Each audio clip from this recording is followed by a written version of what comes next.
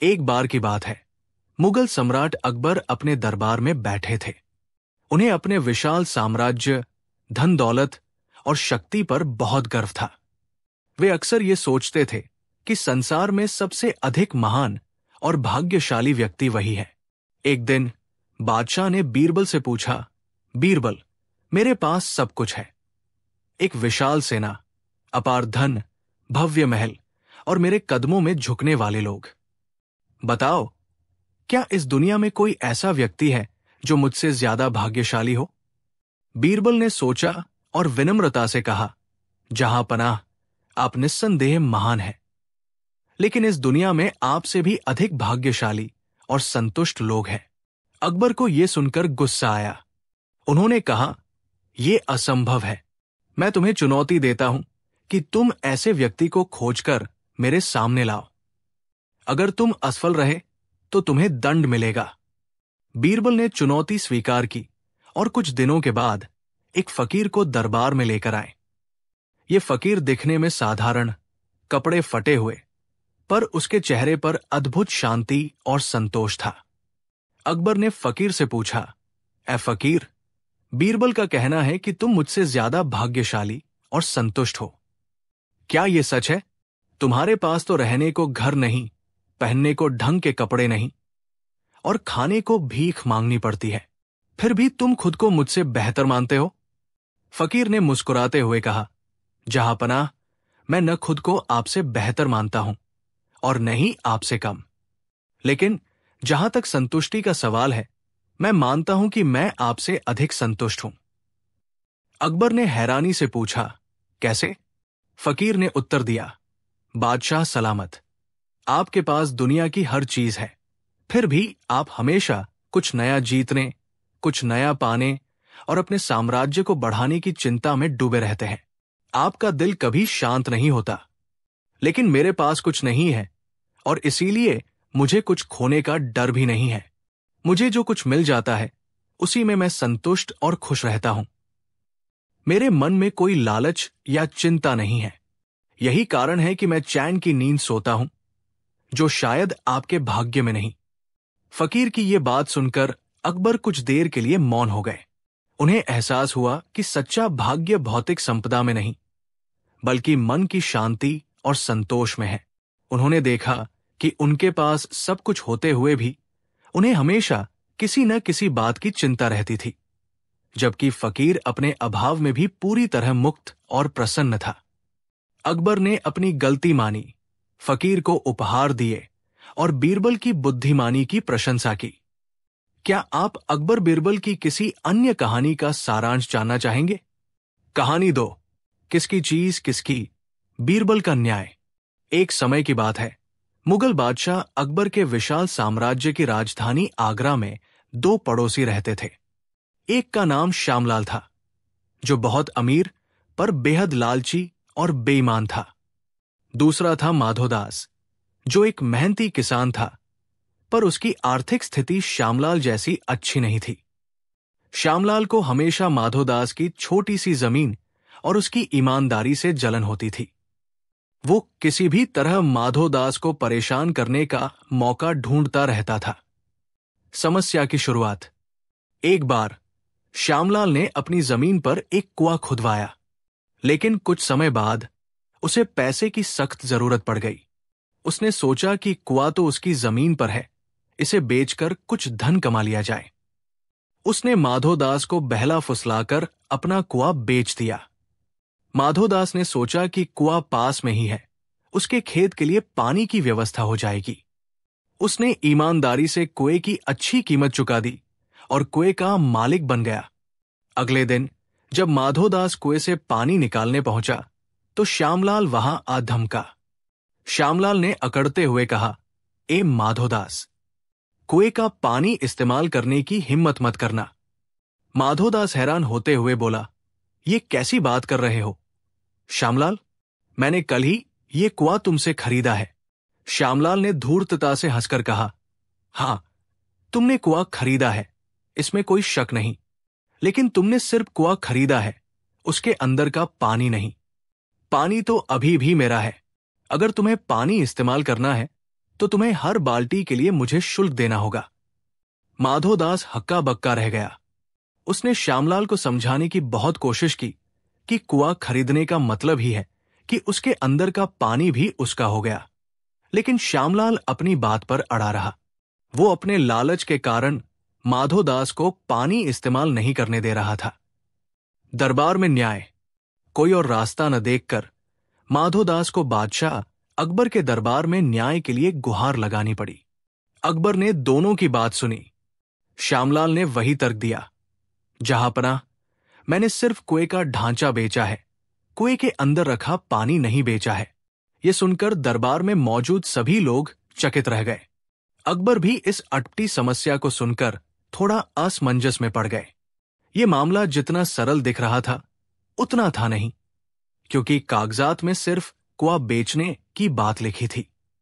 आखिरकार अकबर ने हमेशा की तरह इस मुश्किल गुत्थी को सुलझाने के लिए अपने सबसे बुद्धिमान नवरत्न बीरबल को बुलाया। बीरबल ने दोनों पक्षों की बात बहुत ध्यान से सुनी। उन्होंने श्यामलाल के चेहरे पर छाई लालच और माधोदास की मासूमियत को तुरंत पहचान लिया। बीरबल की हाजिर जवाबी, चतुर फैसला। बीरबल ने एक गहरी सांस ली और मुस्कुराते हुए श्यामलाल से पूछा, श्यामलाल, क्या यह सच है कि तुमने कुआं माधोदास को बेचा है, लेकिन उसके अंदर का पानी अभी भी तुम्हारा है? श्यामलाल फूला नहीं समाया। उसने सोचा कि बीरबल भी उसी के पक्ष में है। उसने गर्व से कहा, जी हुजूर, बिल्कुल सच है, पानी मेरा है और कुआं इसका। तब बीरबल ने वो फैसला सुनाया जिसने श्यामलाल की सारी हेकड़ी तोड़ दी। बहुत अच्छे श्यामलाल, अगर पानी तुम्हारा है और कुआं माधोदास का है, तो तुम्हें अपनी चीज पानी, दूसरे की चीज कुएं में रखने का कोई अधिकार नहीं है। तुम्हारी चीज पानी, माधोदास की चीज कुएं में क्यों पड़ी है?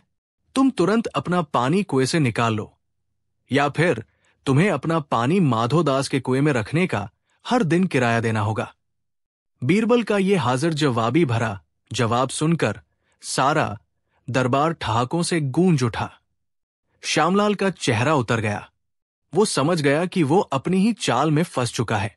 वो न तो इतना सारा पानी कुएं से निकाल सकता था और न ही वो माधोदास को रोज किराया दे सकता था। उसे अपनी हार माननी पड़ी।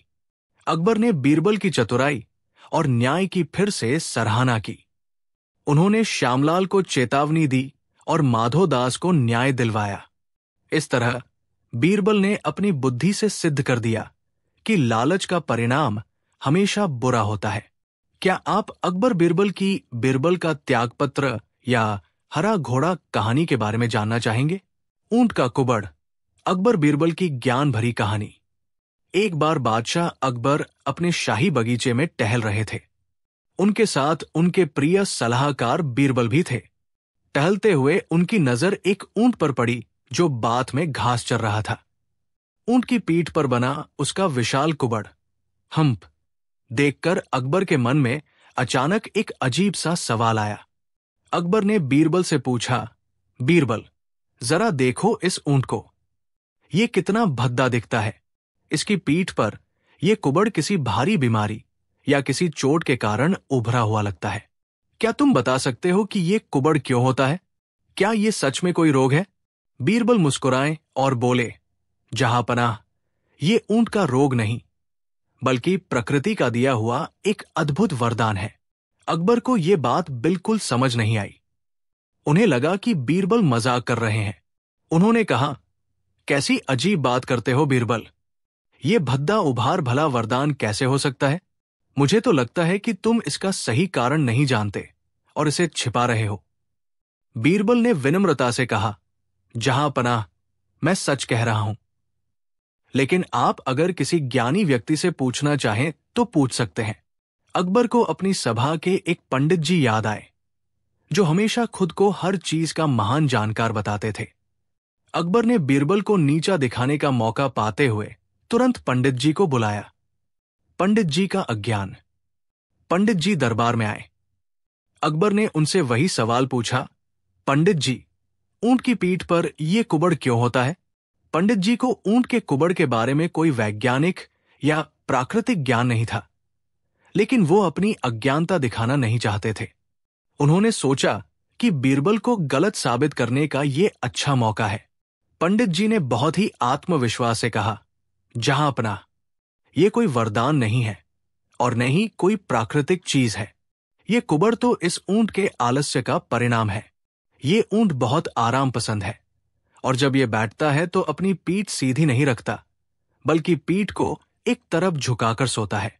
इसी आदत के कारण इसकी पीठ की हड्डी टेढ़ी हो गई है और ये कुबड़ बन गया है। अकबर को पंडित जी की बात बहुत तार्किक लगी, क्योंकि वो बीरबल से चिढ़े हुए थे। उन्होंने खुश होकर बीरबल की ओर देखा और कहा, देखा बीरबल, मैंने कहा था न कि तुम गलत हो। ये तो ऊंट के आलस्य का नतीजा है, बीरबल की बुद्धिमत्ता। बीरबल ने पंडित जी की बात सुनी और बड़ी शांति से कहा, जहांपनाह, अगर ये कुबड़ सिर्फ बैठने की गलत आदत के कारण बना है तो कृपया पंडित जी से पूछिए कि जब कोई ऊंट का बच्चा पैदा होता है तो वो तो अभी तक एक बार भी ठीक से बैठा नहीं होता, फिर उसकी पीठ पर यह कुबड़ पैदाइशी क्यों होता है? क्या वो मां के पेट में ही आलस्य करने लगता है? ये सवाल सुनकर पंडित जी का मुंह उतर गया। वो इस सीधे से तर्क का कोई जवाब नहीं दे पाए। उनका झूठा ज्ञान तुरंत सबके सामने आ गया। तब बीरबल ने अकबर को कुबड़ का सही कारण समझाया। हुजूर, ऊंट का कुबड़ वास्तव में वसा, फैट का एक भंडारगृह होता है।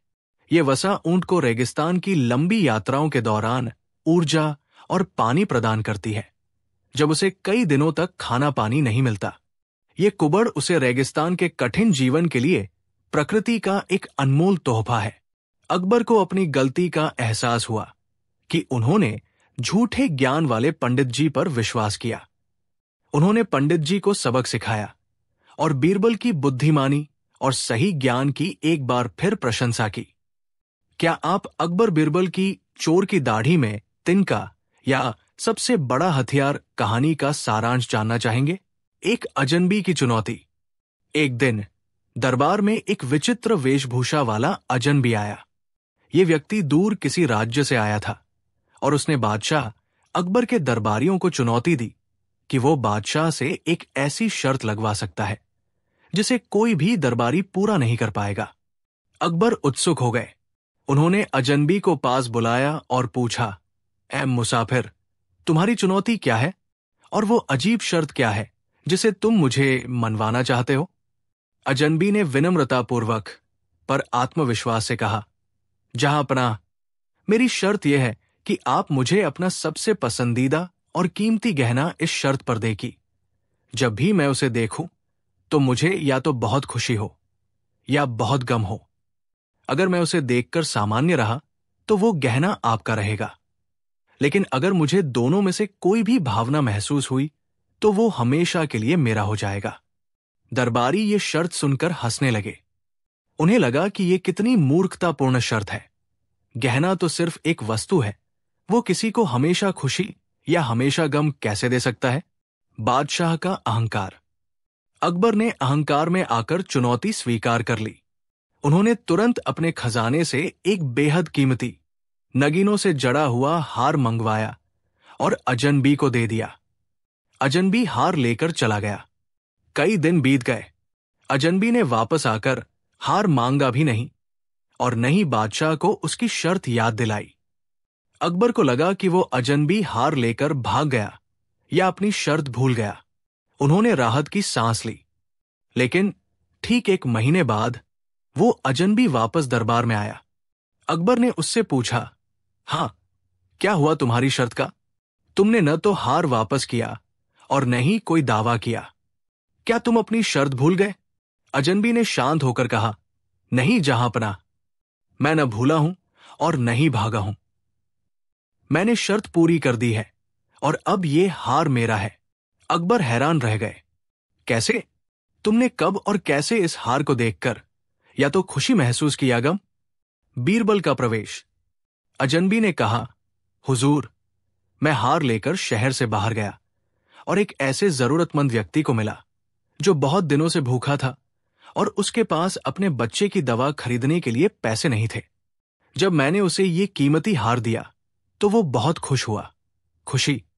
कुछ दिन बाद मुझे पता चला कि उसी हार को बेचने के चक्कर में कुछ लुटेरों ने उस व्यक्ति को मार डाला और हार छीन लिया, जिससे उसके परिवार को गहरा गम हुआ। इस हार ने मुझे दोनों परम सुख और परम दुख दोनों दिए। मेरी शर्त पूरी हुई, इसलिए अब ये गहना मेरा है। अकबर और सारे दरबारी स्तब्ध रह गए। अजनबी का तर्क अकाट्य था। बादशाह अपनी शर्त में फंस चुके थे। उनका कीमती हार हाथ से जा चुका था। अकबर ने उदास होकर बीरबल की तरफ देखा। बीरबल, क्या इस शर्त का कोई तोड़ नहीं है? मेरा कीमती हार चला गया। बीरबल ने मुस्कुराते हुए कहा, हाँ जहांपनाह, इसका एक तोड़ है। बीरबल ने अजनबी से कहा, ए अजनबी, तुम्हारी शर्त सिर्फ गहने पर नहीं थी। तुम्हारी शर्त थी कि तुम उसे देखकर खुश या तमगीन हो जाओ। तुमने खुशी और गम तो दूसरों को महसूस करवाया है, न कि खुद को। इसलिए गहने पर तुम्हारा दावा अभी भी अधूरा है। अजनबी ने बीरबल की बुद्धिमत्ता को तुरंत पहचाना। उसने कहा, ठीक है, मैं आपको एक और मौका देता हूं। बीरबल ने कहा, तुम्हारी शर्त गहना नहीं, बल्कि एक अजीबोगरीब चीज पर थी, जिसे देखकर तुम या तो बहुत खुश हो या बहुत तमगीन। बीरबल ने तुरंत अकबर के मुंह पर एक जोरदार थप्पड़ मारा। सारे दरबारी डर के मारे कांप उठे। अजनबी भी चौंक गया। अकबर गुस्से में लाल हो गए और बीरबल को घूरने लगे। बीरबल ने तुरंत अकबर की ओर देखकर कहा, जहांपनाह, मुझे क्षमा करें, पर इस समय आपको आपके अहंकार को चोट लगने से गहरा धम महसूस हो रहा है। फिर बीरबल अजनबी की ओर मुड़े और कहा, और ए अजनबी, बादशाह सलामत का ये थप्पड़ अगर तुम्हें पड़ा होता तो तुम्हें बहुत धम होता, लेकिन ये मुझे पड़ा है और ये देखकर तुम्हें बहुत खुशी महसूस हो रही होगी कि किसी ने बादशाह को मारा। बीरबल की इस हाजिर जवाबी और तर्क को सुनकर अजनबी दंग रह गया। उसने कहा, बीरबल, तुम सचमुच महान हो। इस चीज, थप्पड़, ने मुझे दूसरों की खुशी और गम की भावना दी। तुम ही एकमात्र ऐसे व्यक्ति हो जो इस शर्त को पूरा कर सकता है। अजनबी ने अपनी हार मानी और हार अकबर को वापस कर दिया। अकबर ने बीरबल को गले लगाया और उनकी अद्वितीय बुद्धिमत्ता की खूब सराहना की। क्या आप अकबर बीरबल की असली मां या रेत और चीनी कहानी का सारांश जानना चाहेंगे? शाही मुहर, बीरबल की बुद्धिमत्ता। एक बार बादशाह अकबर बहुत जरूरी राजकीय कागजात पर शाही मुहर, रॉयल सील, लगाने की तैयारी कर रहे थे।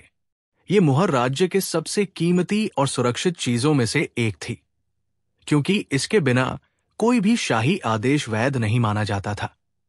अकबर ने अपने खास मोहर रक्षक को बुलाया, जो एक पुराना और वफादार नौकर था। जाओ, मुहर लेकर आओ। मुझे तुरंत इन कागजात पर हस्ताक्षर और मुहर लगानी है, अकबर ने आदेश दिया। मुहर रक्षक घबराया हुआ वापस आया।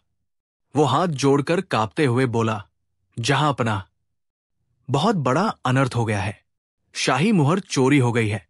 ये सुनते ही पूरे दरबार में सन्नाटा छा गया। शाही मुहर का चोरी होना राज्य के लिए एक बहुत बड़ा खतरा था। अगर वो मुहर किसी गलत आदमी के हाथ लग जाती तो वो इसका दुरुपयोग करके फर्जी शाही आदेश जारी कर सकता था, जिससे राज्य में अराजकता फैल सकती थी। अकबर का गुस्सा और चिंता। अकबर क्रोध से आग बबूला हो गए। उन्होंने मुहर रक्षक को तुरंत काल कोठरी में डालने का आदेश दिया और दरबार में मौजूद सभी मंत्रियों और अधिकारियों पर चिल्लाए, ये मुहर शाही खजाने के अंदर से कैसे चोरी हुई? ये किसी दरबारी का काम है। मैं जानता हूं कि कोई हमारा दुश्मन दरबार में छिपा हुआ है। सभी दरबारी डर गए और एक दूसरे पर संदेह करने लगे। कोई भी इस मामले को सुलझाने की हिम्मत नहीं कर रहा था, क्योंकि दाव पर शाही मुहर थी। बीरबल को बुलावा। अंत में हमेशा की तरह अकबर ने अपने सबसे भरोसेमंद सलाहकार बीरबल को बुलाया।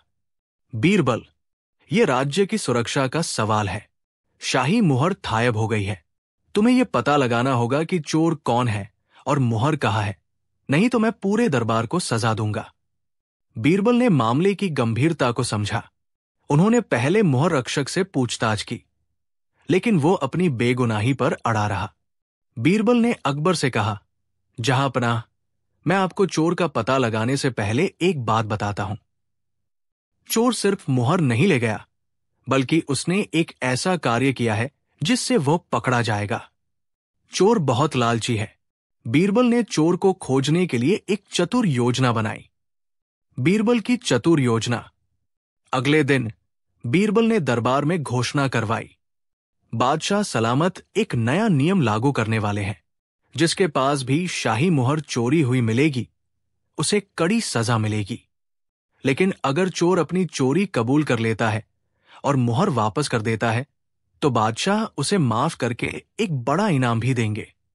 इस घोषणा के बाद बीरबल ने यह अफवाह भी फैलाई कि शाही खजाने में एक गुप्त थैला था, जिसमें मोतियों का एक बड़ा हार था, और वो भी मुहर के साथ गायब हो गया है, जबकि असल में ऐसा कोई हार चोरी नहीं हुआ था। बीरबल ने यह अफवाह जानबूझकर फैलाई ताकि चोर का लालच जाग उठे और वो मुहर के साथ साथ मोतियों के हार को खोजने की कोशिश करे। कुछ घंटों बाद एक दरबारी को शाही महल के बाहर एक झाड़ी में छिपा हुआ शाही मुहर मिला। उसने मुहर उठाया और तुरंत बादशाह को देने के लिए दौड़ पड़ा। बीरबल ने उस दरबारी को रोक लिया। तुम्हें मुहर कहाँ मिला? दरबारी ने कहा, झाड़ी में। मुझे लगा कि चोर ने मुहर तो फेंक दिया होगा, लेकिन शायद उसने मोतियों का हार झाड़ी में ही छिपा दिया होगा, इसलिए मैं हार ढूंढ रहा था। बीरबल ने मुस्कुराते हुए अकबर की ओर देखा। चोर ने सोचा था कि मुहर तो उसे सजा दिलाएगी, लेकिन मोतियों का हार उसे अमीर बना देगा। वो मोतियों का हार खोजने के लिए वापस उसी जगह आया जहां उसने मुहर फेंकी थी। बीरबल ने अकबर को समझाया, जहांपनाह, चोर मुहर का इस्तेमाल फर्जी आदेशों के लिए करता, लेकिन मैंने उसे लालच दिया। मैंने कहा था कि चोर बहुत लालची है। मोतियों के लालच में वो मुहर फेंक कर हार खोजने वापस आ गया और इस तरह पकड़ा गया। बीरबल की इस अनोखी तरकीब से अकबर बहुत प्रभावित हुए। उन्होंने दरबारी को चोरी के इल्जाम में सजा दी और बीरबल को उनकी बुद्धिमत्ता के लिए ढेर सारा इनाम दिया। क्या आप अकबर बीरबल की मूर्खों की फहरिस्त या 3 तिल कहानी का सारांश जानना चाहेंगे? शाही स्नानगृह, बीरबल का गर्मी का सबूत। मुगल सम्राट अकबर अपने महल के निर्माण और रखरखाव में बहुत सावधानी बरतते थे। उन्होंने हाल ही में महल के पास एक भव्य शाही स्नानगृह, हम्माम, बनवाया था, जिसमें गर्म पानी का इंतजाम था। ये उस समय की सबसे आधुनिक और शानदार सुविधा थी। एक ठंडी सर्द सुबह अकबर ने स्नानगृह का उद्घाटन किया और खुद स्नान करके देखा। स्नानगृह का पानी बेहद गर्म था और पूरी जगह गर्म भाप से भरी हुई थी। स्नान के बाद अकबर ने बीरबल को बुलाया। बीरबल, तुम भी जाकर शाही स्नानगृह में स्नान करो और मुझे बताओ कि तुम्हें यह कैसा लगा। मुझे उम्मीद है तुम्हें बहुत आराम महसूस होगा, अकबर ने कहा। बीरबल स्नानगृह में गए। वहां उन्हें एक फकीर मिला जो बाहर से आया था और ठंड से कांप रहा था। बीरबल ने उस फकीर को अपने साथ स्नानगृह में स्नान करने की अनुमति दी। स्नान के बाद अकबर ने बीरबल से पूछा, हां बीरबल, तुम्हें स्नानगृह में कैसी गर्मी महसूस हुई? क्या तुम्हें पता चला कि शाही स्नानगृह कितना शानदार है? बीरबल ने उत्तर दिया, जहांपनाह, स्नानगृह बहुत ही सामान्य था। उसमें कोई खास गर्मी नहीं थी। अकबर ये सुनकर हैरान हो गए और गुस्से में आ गए। ये क्या कह रहे हो बीरबल? मैं अभी अभी वहां से आया हूं और पानी इतना गर्म था कि भाप निकल रही थी। तुम झूठ बोल रहे हो। क्या तुम जानबूझकर मेरी नई चीज को बेकार साबित करना चाहते हो? बीरबल ने विनम्रता से कहा, जहांपनाह, मैं झूठ नहीं बोल रहा हूं। वहां की गर्मी की कमी के कारण मेरा मन बहुत उदास हो गया। अकबर ने चुनौती दी, ठीक है बीरबल, अगर तुम साबित कर दो कि शाही स्नानगृह में गर्मी नहीं थी, तो मैं तुम्हें 1000 सोने के सिक्के दूंगा। लेकिन अगर तुम झूठ साबित हुए तो तुम्हें सजा मिलेगी। बीरबल ने शर्त स्वीकार कर ली। बीरबल का अनोखा सबूत। अगले दिन बीरबल दरबार में एक छोटी सी आग की अंगीठी लेकर पहुंचे। उन्होंने अंगीठी को अकबर के सामने रखा और उसके ऊपर एक सिक्का रख दिया। बीरबल ने अकबर से कहा, जहांपनाह, मैं आपको एक शर्त देता हूं। यदि आप बिना आग को छुए सिर्फ अपनी उंगली की गर्मी से इस सिक्के को उठा लें, तो मैं मान जाऊंगा कि शाही स्नानगृह बहुत गर्म था। अकबर ने यह सुना तो उन्हें अजीब लगा। बीरबल, क्या तुम पागल हो गए हो? कोई भी अपनी उंगली की गर्मी से धातु के सिक्के को नहीं उठा सकता। यह असंभव है। बीरबल ने तुरंत जवाब दिया, बिल्कुल सही, जहांपनाह। जब कोई व्यक्ति अपनी उंगली की गर्मी से एक सिक्के को नहीं उठा सकता, तो आप कैसे उम्मीद कर सकते हैं कि एक छोटा सा फकीर जो ठंड से कांप रहा था, एक साधारण स्नानगृह की असामान्य गर्मी से अपने आप को पूरी तरह गर्म महसूस करेगा? अगर स्नानगृह की गर्मी इतनी खास होती तो उसे तुरंत महसूस होनी चाहिए थी। अकबर को अपनी गलती का एहसास हुआ। बीरबल ने बड़ी कुशलता से यह साबित किया कि कोई भी चीज असामान्य तब तक नहीं होती जब तक कि वह सचमुच असाधारण परिणाम न दे। बीरबल का तर्क यह था कि उनके लिए जो गर्मी सामान्य थी, वो फकीर के लिए शायद उतनी पर्याप्त नहीं थी जितनी अकबर चाहते थे। अकबर बीरबल की बुद्धिमत्ता और हास्य से भरी तर्क शक्ति से बहुत प्रसन्न हुए। उन्होंने मुस्कुराते हुए बीरबल को न केवल 1000 सोने के सिक्के दिए, बल्कि उस गरीब फकीर को भी इनाम दिया, जिसकी वजह से बीरबल ये मजेदार सबक सिखा पाए। क्या आप अकबर बीरबल की वसीयत या सच्चा खजाना कहानी का सारांश जानना चाहेंगे? बीरबल और धोबी, न्याय का अनोखा तरीका। मुगल सम्राट अकबर के महल के पास ही एक धोबी रहता था। वो वर्षों से शाही परिवार और दरबारियों के कपड़े धोता आ रहा था। वो बहुत ही परिश्रमी और ईमानदार व्यक्ति था, लेकिन गरीब था। एक बार बहुत अधिक वर्षा हुई, जिसके कारण धोबी के कपड़े सूख नहीं पाए। धोबी ने कपड़ों को महल के पास की एक ऊंची दीवार पर फैला दिया ताकि वे जल्दी सूख जाएं। उन्हीं कपड़ों में एक कीमती शाही दुशाला, शॉल, भी था। दुशाला की चोरी। उस रात एक चोर आया और उसने दीवार पर फैले हुए कपड़े चुरा लिए। चोर को उस दुशाले की कीमत का अंदाजा नहीं था। वो बस कीमती कपड़ा समझकर उसे ले गया। अगले दिन जब धोबी ने देखा कि कपड़े ठायब हैं, तो उसके होश उड़ गए, खासकर जब उसे याद आया कि उनमें अकबर की सबसे प्रिय जरी के काम वाली दुशाला भी थी। डर के मारे कांपते हुए धोबी दरबार में पहुंचा और अपनी दुखद कहानी अकबर को सुनाई। अकबर ये सुनकर बहुत क्रोधित हुए। वो दुशाला उन्हें बहुत प्रिय था। उन्होंने धोबी को जेल में डालने की धमकी दी और उससे कहा कि अगर वो शाही दुशाला एक सप्ताह के भीतर वापस नहीं ला सका, तो उसे कड़ी सजा दी जाएगी। गरीब धोबी अब संकट में था। उसे पता नहीं था कि मुगल साम्राज्य के विशाल शहर में वो उस दुशाले को कहाँ ढूंढे। वो न्याय की गुहार लेकर बीरबल के पास पहुंचा। बीरबल का बुद्धिमानी भरा विचार। बीरबल ने धोबी की बात ध्यान से सुनी। उन्होंने धोबी को शांत किया और कहा, चिंता मत करो, मैं तुम्हारी मदद करूंगा, लेकिन तुम्हें ठीक वही करना होगा जो मैं कहूं। बीरबल ने धोबी से कहा कि वो एक योजना बनाएगा जिससे चोर खुद ही दुशाला लेकर वापस आ जाएगा। अगले दिन बीरबल ने बादशाह अकबर से कहा, जहांपनाह, मैंने चोर को पकड़ने का एक तरीका खोज लिया है, लेकिन इसके लिए आपको मेरी मदद करनी होगी। अकबर उत्सुक हो गए। बताओ, तुम्हें क्या करना है? बीरबल ने कहा, आपको आज से ही अपने दरबार में ये अफवाह फैलानी होगी कि जिसने भी वो दुशाला चुराई है उसे तुरंत माफ कर दिया जाएगा और उल्टे उसे एक बड़ा इनाम दिया जाएगा। अकबर ने हैरानी से पूछा, इनाम? चोरी करने पर इनाम क्यों? ये तो न्याय के विरुद्ध है। बीरबल ने समझाया, जहांपनाह, चोर को इनाम का लालच देकर हम उसे बाहर निकालेंगे। एक बार जब चोर अपनी पहचान जाहिर कर देगा तो हम उसे पकड़ लेंगे। अकबर अनिच्छा से सहमत हो गए और उन्होंने पूरे शहर में ये घोषणा करवा दी, चोर की वापसी।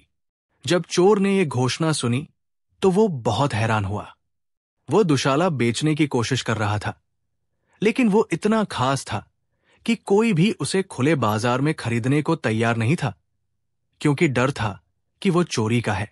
चोर ने सोचा, शाही दुशाला बेचने से अच्छा है कि मैं उसे वापस कर दूं और बदले में एक बड़ा इनाम पाऊं। अगले दिन चोर चुपचाप शाही दरबार में आया। उसने अपने पास छिपाए हुए दुशाले को निकाला और दरबारियों के सामने रख दिया। मैं वो चोर हूं जिसने धोबी के कपड़े चुराए थे। मैंने सुना है कि इनाम दिया जा रहा है। चोर ने लालच से चमकती आंखों से कहा। चोर को देखते ही धोबी ने दुशाले को पहचान लिया। अकबर ने चोर को देखा। अब वो बीरबल की योजना समझ गए। बीरबल ने तुरंत दरबारियों से कहा, चोर को पकड़ लो। चोर घबरा गया और चिल्लाया, लेकिन आपने तो इनाम देने का वादा किया था, माफ करने का वादा किया था। बीरबल ने मुस्कुराते हुए कहा, हां, हमने तुम्हें माफ कर दिया।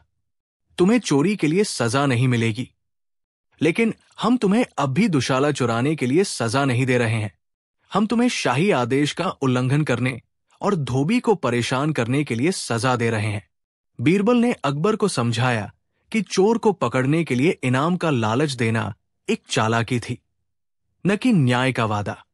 बीरबल ने धोबी को निर्दोष साबित किया और चोर को उसके अपराध के लिए सजा दिलवाई। अकबर बीरबल की इस अनोखी तरकीब से बहुत प्रसन्न हुए। धोबी को उसकी दुशाला मिल गई और वो खुशी खुशी बीरबल को धन्यवाद देकर चला गया। क्या आप अकबर बीरबल की ऊंट की गर्दन या सबसे मूल्यवान वस्तु कहानी का सारांश जानना चाहेंगे? जरूर। यहां प्रस्तुत है अकबर बीरबल की हास्य और बुद्धिमत्ता से भरपूर कहानी, जिसका शीर्षक है बीरबल और मूर्ख पंडित। ये कहानी दिखाती है कि कैसे बीरबल अपनी हाजिर जवाबी से अहंकार और झूठे ज्ञान से भरे पंडित को सबक सिखाते हैं। बीरबल और मूर्ख पंडित, बीरबल का ज्ञान परीक्षा। मुगल सम्राट अकबर के दरबार में बीरबल की बुद्धिमत्ता के चर्चे दूर दूर तक थे। इससे कई दरबारी और विद्वान बीरबल से ईर्ष्या करते थे। एक बार दूर के नगर से एक पंडित दरबार में आया। ये पंडित बहुत पढ़ा लिखा था। उसने कई शास्त्र कंठस्थ कर रखे थे, पर वो अपने ज्ञान को लेकर बहुत अहंकारी था। वो बीरबल की बुद्धिमत्ता को चुनौती देने आया था। पंडित ने दरबार में बड़ी शेखी बघारी और अकबर से कहा, जहांपनाह, मैंने पूरे देश का भ्रमण किया है, पर मुझे कोई भी व्यक्ति ऐसा नहीं मिला जो ज्ञान में मेरे आगे टिक पाए। मैं चुनौती देता हूं कि आपका ये दरबारी बीरबल भी मेरे सामने एक मूर्ख सिद्ध होगा। अकबर को पंडित का अहंकार अच्छा नहीं लगा, लेकिन उन्होंने बीरबल को चुनौती स्वीकार करने के लिए कहा। मूर्खता का प्रमाण। बीरबल ने पंडित से विनम्रता से पूछा, आदरणीय पंडित जी, आप इतने महान ज्ञानी हैं, कृपया ये बताइए कि दुनिया में सबसे आसान कार्य क्या है और सबसे कठिन कार्य क्या है? पंडित को यह सवाल बहुत आसान लगा। उसने सोचा कि बीरबल की बुद्धिमत्ता का स्तर इतना कम है। पंडित ने तुरंत जवाब दिया, दुनिया में सबसे आसान कार्य है उपदेश देना और सबसे कठिन कार्य है उपदेश को जीवन में उतारना। ये तो हर कोई जानता है। पंडित ने यह जवाब देकर पूरे दरबार में तालियां बटोरी और बीरबल की ओर देखते हुए अहंकार भरी मुस्कान दी। बीरबल की अनोखी शर्त। बीरबल मुस्कुराए और अकबर से बोले, जहांपनाह, पंडित जी का जवाब बिल्कुल सही है, पर यह तो एक किताबी ज्ञान है।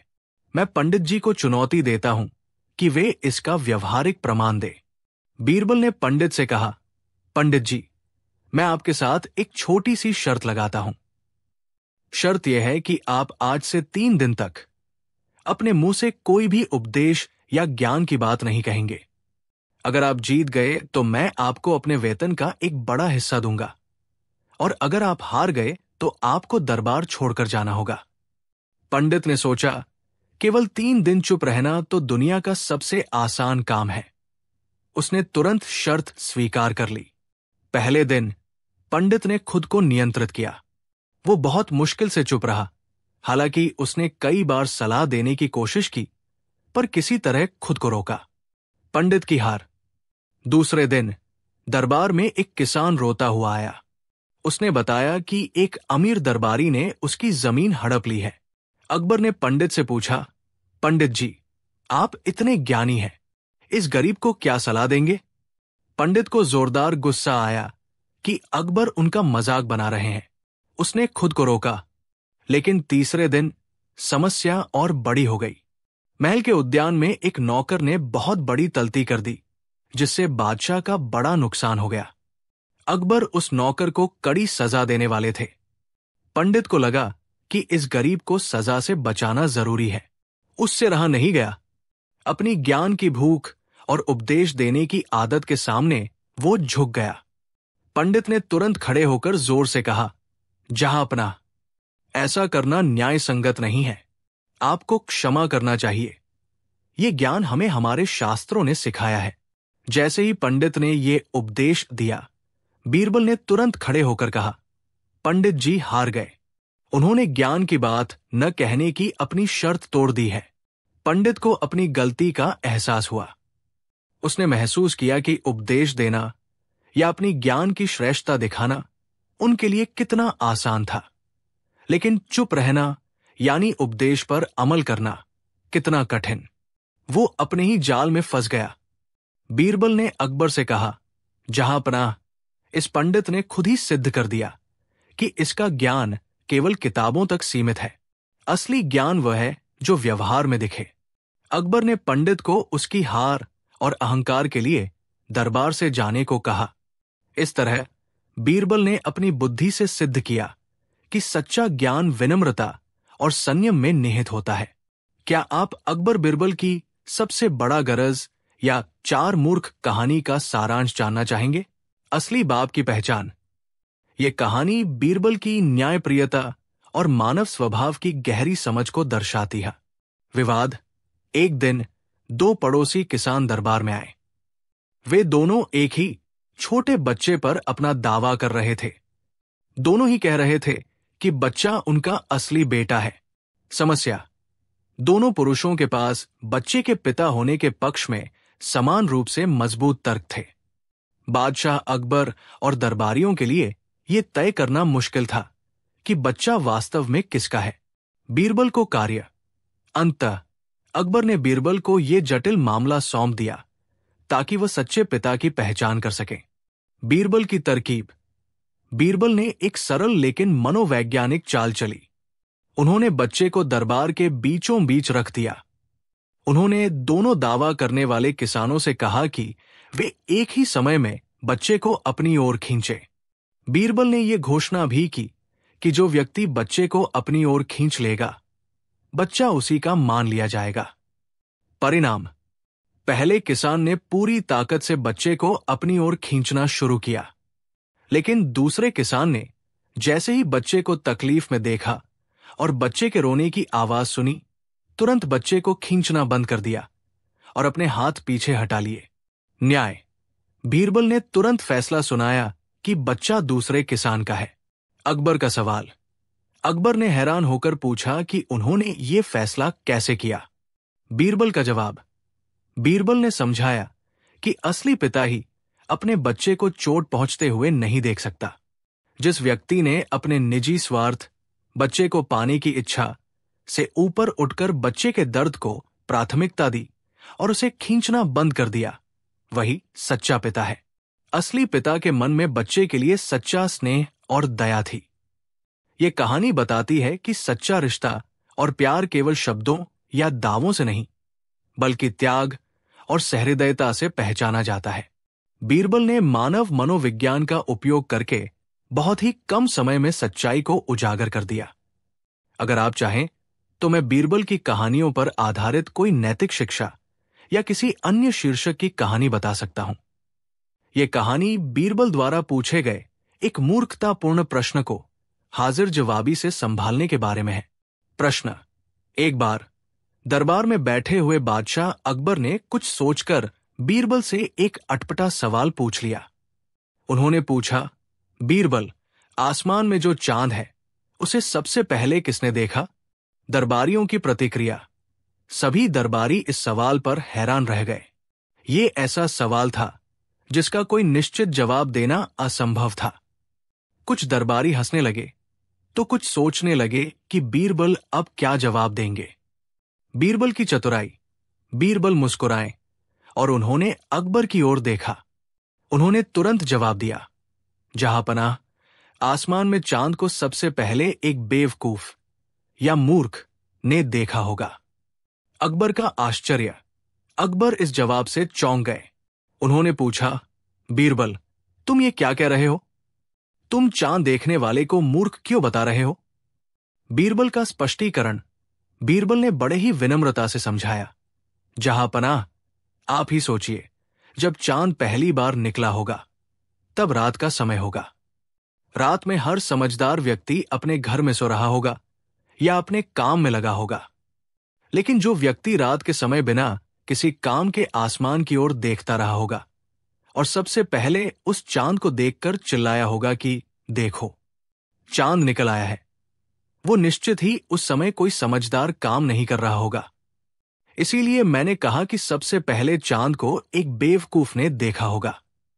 बीरबल ने अपनी अद्वितीय बुद्धिमत्ता का उपयोग करके एक असंभव प्रश्न का जवाब इस तरह से दिया कि बादशाह अकबर और सभी दरबारी सहमत होने के लिए मजबूर हो गए।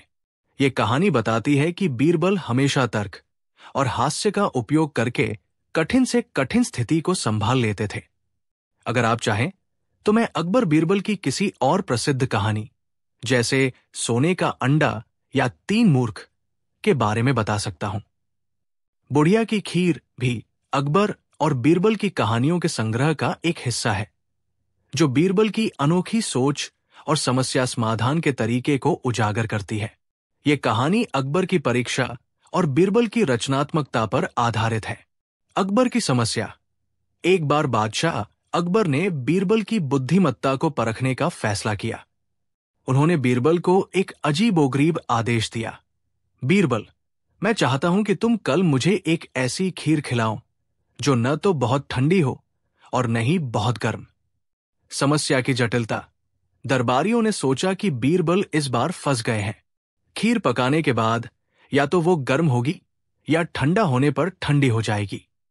न बहुत ठंडी न बहुत गर्म खीर लाने का मतलब था कि खीर को परोसने के लिए सटीक और नामुमकिन तापमान बनाए रखना। बीरबल की तरकीब। बीरबल ने चुनौती स्वीकार की और शहर में एक गरीब बुढ़िया की तलाश की। उन्होंने उस बुढ़िया को कुछ पैसे दिए और उससे कहा कि वह बहुत अधिक मात्रा में खीर बनाए। खीर का वितरण। बुढ़िया ने खीर बनाई। बीरबल ने बुढ़िया से कहा कि वो इस खीर को तुरंत गरीबों और भूखों में बांट दे, लेकिन खीर का एक बड़ा हिस्सा एक मिट्टी के बर्तन में बचाकर रख ले। दरबार में प्रस्तुति। अगले दिन बीरबल वो मिट्टी का बर्तन लेकर दरबार में पहुंचे। अकबर ने पूछा, क्या तुम मेरी शर्त वाली खीर लाए हो? जवाब और खीर का रहस्य। बीरबल ने कहा, हां, जहांपनाह, ये रही वो खीर जो न बहुत ठंडी है और न ही बहुत गर्म। उन्होंने वो मिट्टी का बर्तन अकबर के सामने रख दिया। अकबर ने जब उसे चखा तो खीर का तापमान वास्तव में कमरे के सामान्य तापमान, नॉर्मल लुकवार्म, पर था, न गर्म न ठंडा। बीरबल का स्पष्टीकरण। अकबर ने पूछा कि ये कमाल कैसे हुआ? बीरबल ने बताया, जहांपनाह, ये खीर रात को बनाई गई थी और इसे बनाने वाली एक गरीब बुढ़िया थी। रात भर इस खीर को गरीबों के पेट में और मिट्टी के बर्तन में रखा गया। जो खीर गरीबों के पेट में चली गई वो उनके दिल को गर्माहट दे गई, और जो बर्तन में बची वो रात भर के तापमान में न तो बहुत ठंडी हुई और न ही बहुत गर्म। ये खीर अब उस तापमान पर है जो आपने मांगा था। इस कहानी में बीरबल ने यह साबित कर दिया कि बुद्धिमत्ता सिर्फ किताबी ज्ञान में नहीं होती, बल्कि व्यावहारिक समाधान और रचनात्मकता में भी होती है। उन्होंने एक भौतिक समस्या का समाधान सामाजिक और व्यावहारिक तरीके से किया। क्या आप अकबर बीरबल की किसी और दिलचस्प कहानी, जैसे सोने का अंडा या चोर की दाढ़ी, का सार जानना चाहेंगे? कवि और बीरबल कहानी आमतौर पर बीरबल की अद्वितीय बुद्धि और अहंकारी कवि को सबक सिखाने के बारे में होती है। इस कहानी का एक प्रचलित रूप नीचे दिया गया है, जिसे कवि की समस्या या कवि का मान मर्दन भी कहा जाता है।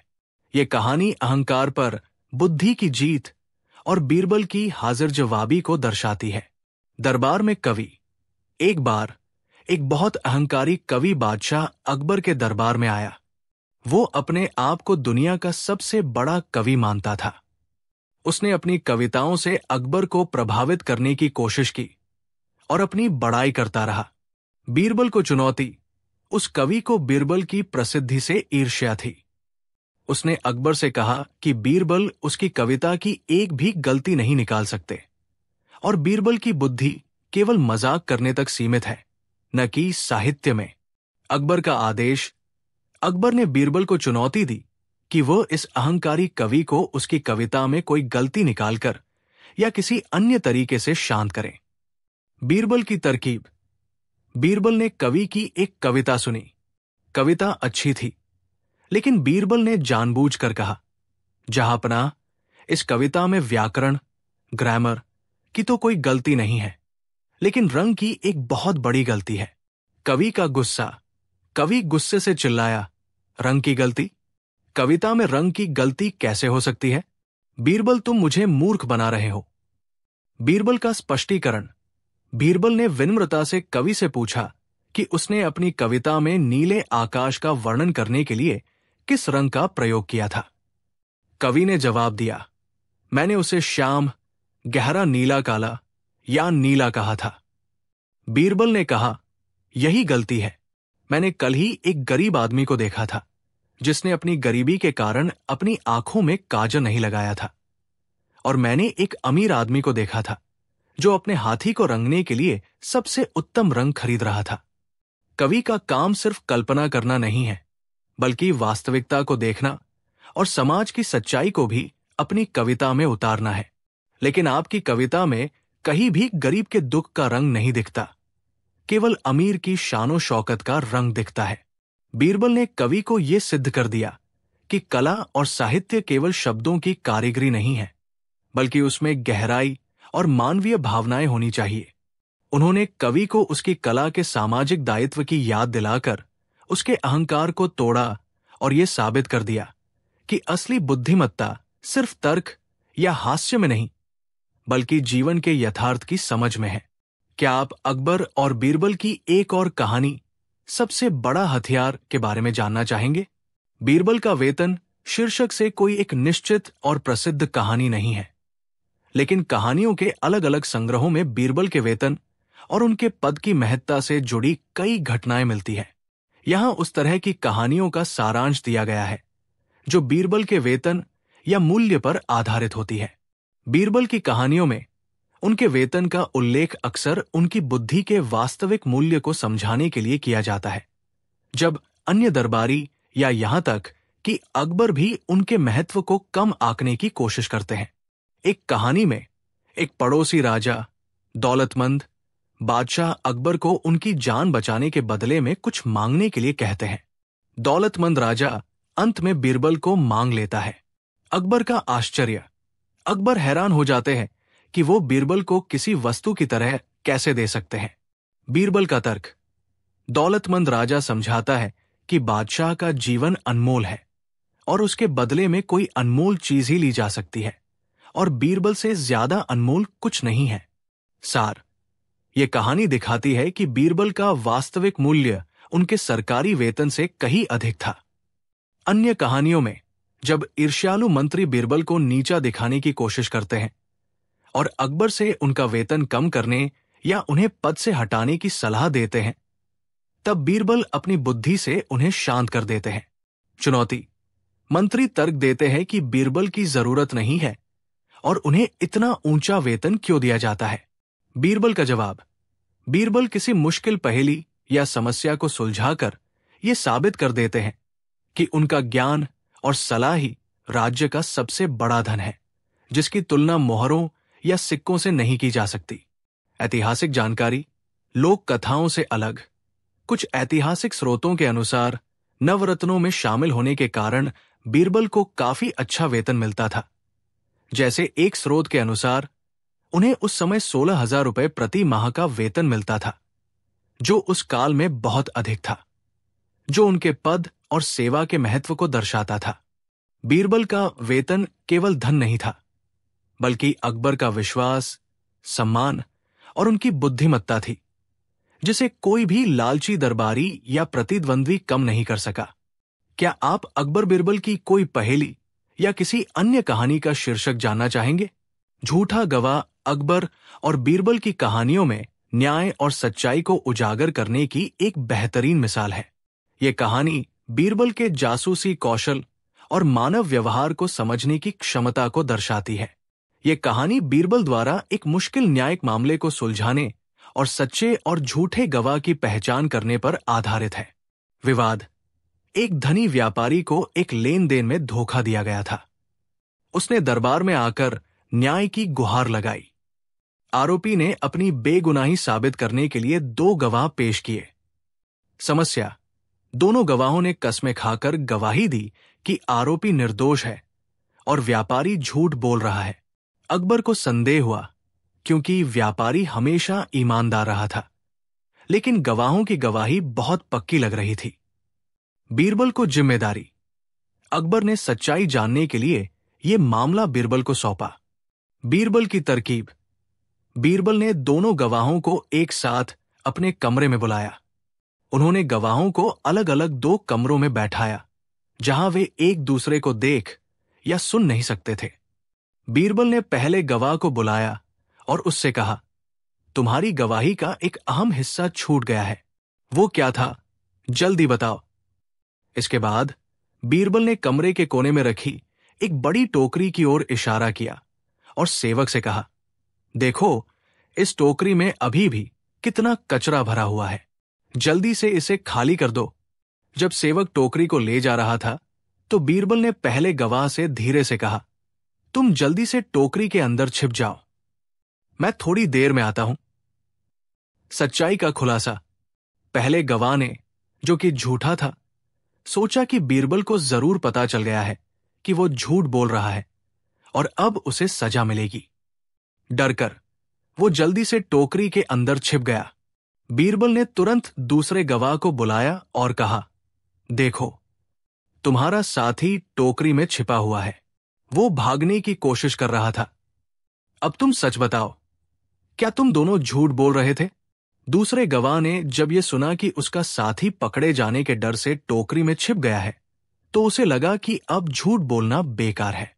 उसने सच्चाई स्वीकार कर ली और बताया कि उन्हें आरोपी ने पैसा देकर झूठी गवाही देने के लिए कहा था। न्याय। इस तरह बीरबल ने न केवल दोनों झूठे गवाहों को पकड़ा, बल्कि आरोपी को भी सजा दिलवाई और व्यापारी को उसका न्याय मिला। यह कहानी दर्शाती है कि सच्चाई को जानने के लिए केवल सवाल पूछना ही काफी नहीं है, बल्कि मानव मन के डर और व्यवहार को समझना भी जरूरी है। बीरबल ने एक सरल चाल से सच्चाई को उजागर कर दिया। क्या आप अकबर और बीरबल की किसी अन्य कहानी के शीर्षक या सार के बारे में जानना चाहेंगे? यह कहानी बीरबल की असंभव प्रश्न का असंभव उत्तर देने की कला को दर्शाती है। प्रश्न। एक बार बादशाह अकबर टहल रहे थे जब उन्होंने आसमान में बहुत सारे कौवों को देखा। अचानक उनके मन में बीरबल की बुद्धि को परखने का विचार आया। उन्होंने बीरबल से पूछा, बीरबल, क्या तुम बता सकते हो कि हमारे राज्य में, आगरा शहर में, कुल कितने कौवे हैं? दरबारियों की प्रतिक्रिया। सभी दरबारी हंसने लगे और सोचने लगे कि इस प्रश्न का उत्तर देना तो असंभव है। कोई भी व्यक्ति इतनी बड़ी संख्या में उड़ते हुए पक्षियों को गिन नहीं सकता।